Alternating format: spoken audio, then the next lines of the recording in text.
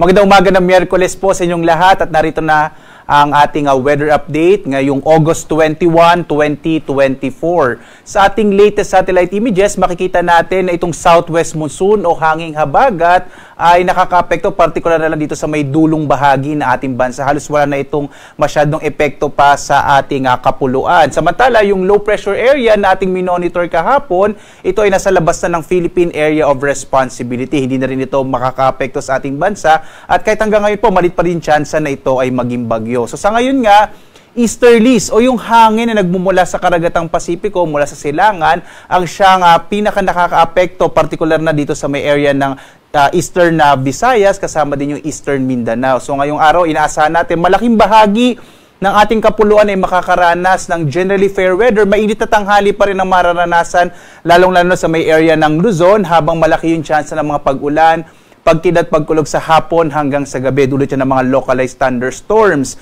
Nakikita nga natin hanggang sa pagtatapos ng linggong ito, pagdaang araw ng Biyernes, patuloy na mahina yung hanging habagat. Posible itong bumalik bandang weekend, bandang araw ng linggo, makaka-apekto naman sa may area ng Mindanao. So generally, hanggang sa pagtatapos ng linggong ito, para sa nalalapit na long weekend natin, fair weather sa malaking bahagi nating bansa, medyo maliit pa rin yung chance, wala tayong nakikitang maliit yung posibilidad na magkaroon tayo ng bagyo sa mga susunod na araw.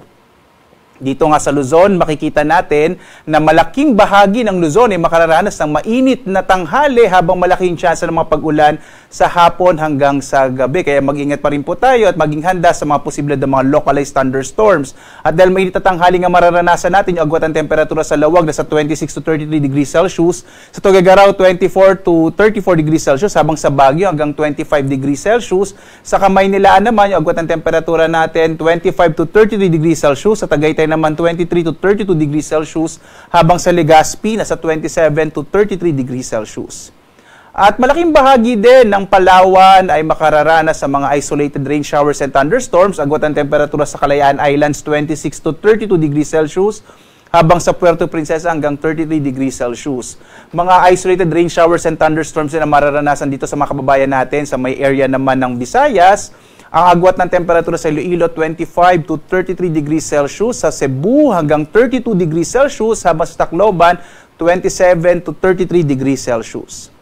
Malaking bahagi naman ng Mindanao ay makararanas ng mga pulupulong pag-ulan, pagkidlat, pagkulog sa hapon hanggang sa gabi, lalong-lalo na sa may eastern section ng Mindanao, yung Caraga, Davao region, posible po or malaking tsansa ng mga pag-ulan, dulot ng mga localized thunderstorms, at kung minsan, katamtaman hanggang sa kuminsan malalakas ng mga pag-ulan sa hapon hanggang sa gabi.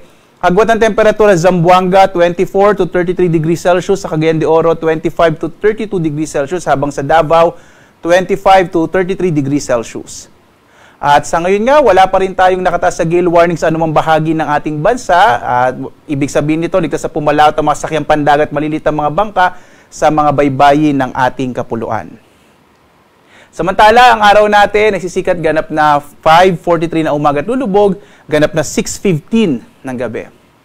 At sundan pa rin tayo sa ating iba't ibang social media platforms. Bagmat wala nga tayong bagyo, wala tayong low pressure area, posible pa rin yung mga localized thunderstorms. Ano na ho, sa hapon hanggang sa gabi, tumatagal ito ng mga 2 hanggang 3 oras. Kaya iba yung pag-ingat pa rin at laging tumutok sa Pag-asa sa ating iba't ibang mga social media platforms, sa X, Facebook, YouTube at sa ating website pag-asa.dose.gov.ph para lagi tayo updated, lalong-lalo na sa mga thunderstorm advisories, rainfall information, mga flood advisories at mga heavy rainfall warnings.